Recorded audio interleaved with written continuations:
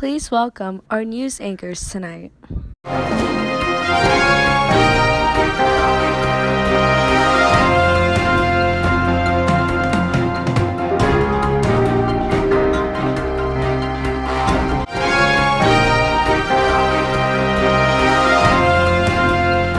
Hello, my name is Nick Mastrangelo, and to my right is Carson Brown. Thanks, Nick. And I'm here on behalf of Last Minute News and SRA365, here in a random room in the hub because Penn State Libraries doesn't respond to video reservation requests. Today, we're bringing you news about the Mirai botnet attack on DIN DNS service, which limited access to many popular websites, including RuneScape. Now, let's cut to Jake in the field, where he can give us a little more information on what happened with Mirai and Hello, my name is Jake McAvoy for SRA365. I'm going to talk really quickly on convenient time frames for headline 1 and 2. According to this report, 2.5 million devices were infected based on the estimation that 5 devices were infected every single minute. The batch process, a lot of stuff going on. The batch process in which Mirai works could easily cause this estimation to be overstated, which would cause the explanation to the 5 million devices to be way overshot. Mirai scans every device on a Wi-Fi network and attacks every single one who's trying to intrude. So if McAfee was monitoring just one network, they would even get every device at that one time, or they would not get every device at that one time, which depending on the time frame could lead them to assume that devices were being affected. Okay. Wow, a little out of order there, Jake. Anyway, we'll dive a little deeper into those headlines before we start talking about why they are so incorrect. Anyway, the two major headlines we're going to discuss are the McAfee security report that 2.5 million devices are infected by the Mirai botnet. And in other news, the DDoS attack on DIN came from 100,000 infected devices. While a small discrepancy between those two numbers is expected, it is pretty surprising that there is such a large gap between the amount used for DIN and the amount reported by McAfee. I think we should dive a little deeper. Agreed. After diving a little deeper, it is clear to me that there are some very convenient time frames. Indeed, Carson.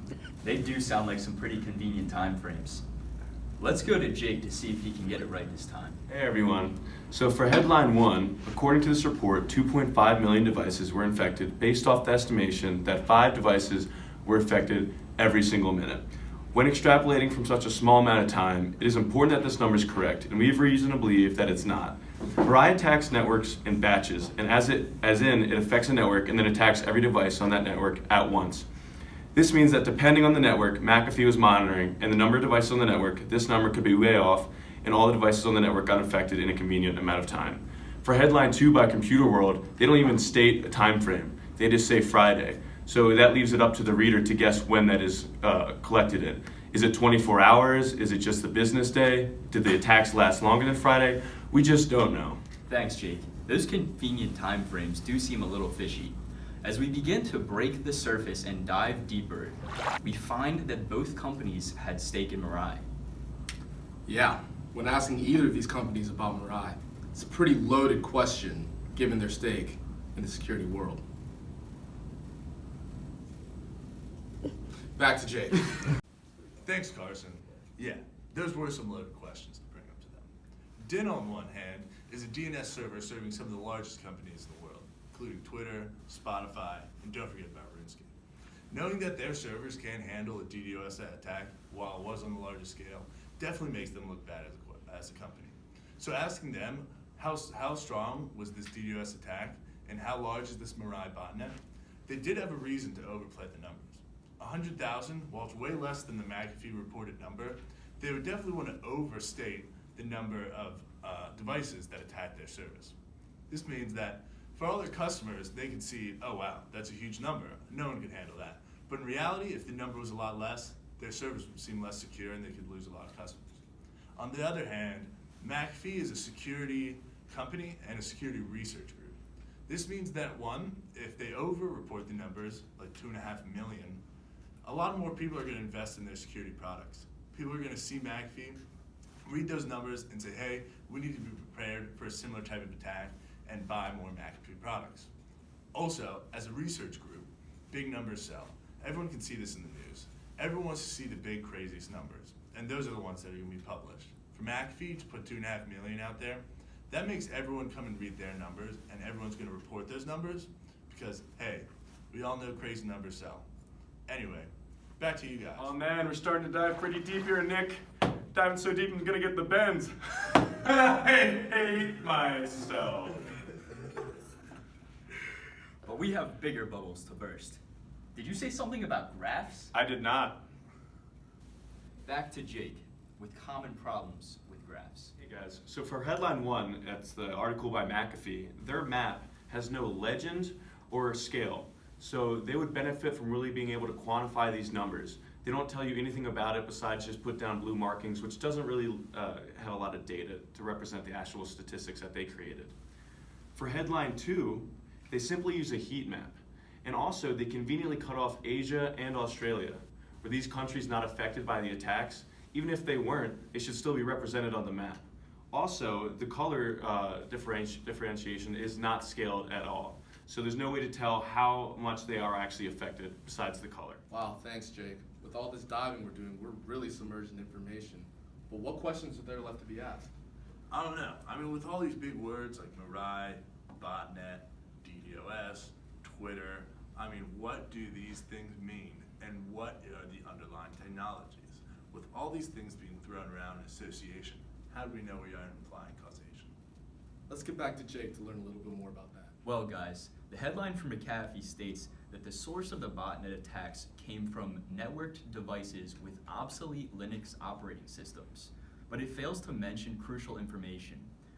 On headline 2, it goes on to talk about and does a better job at explaining that not only are devices with obsolete Linux operating systems vulnerable, but any device with weak passwords is vulnerable to the Mirai attacks.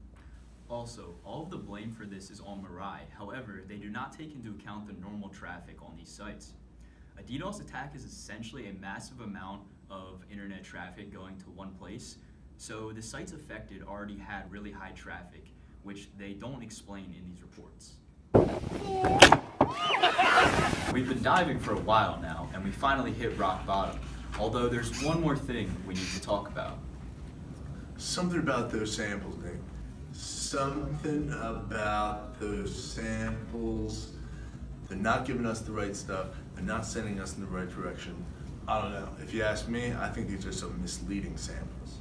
Let's go talk to Jake to hear what he has to say about that. When thinking about the overarching claims that McAfee is stating, it's important to think about who they're monitoring and how they're obtaining their samples. For a big security agency like McAfee, they most likely don't have access to at-home personal networks, which contain most of the devices which are infected by Mirai. This means that McAfee may have only been monitoring major networks, giving them a sample that doesn't represent the entire population. Also, I think it's interesting to note that they claim that 100,000 devices were used in the attack against DIN. They later stated that 164 different IP addresses from different countries were used in the attack, but illustrated a heat map was showing most of the pressure coming from the United States. Now, this suggests that they only used the United States sample, which is also very misleading. Thanks, Jake. For us here at Last Second News, that's all we've got for you.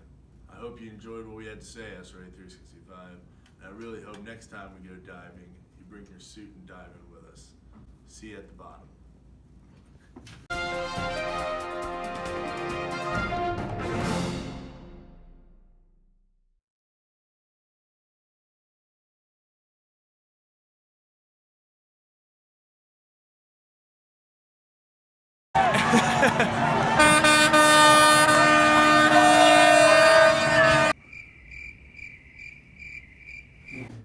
Back to Jake with Back to Jake with. What questions are there left to be asked? I don't know, Nick. I mean, with all these big words being tossed We have around. to restart. We have to restart.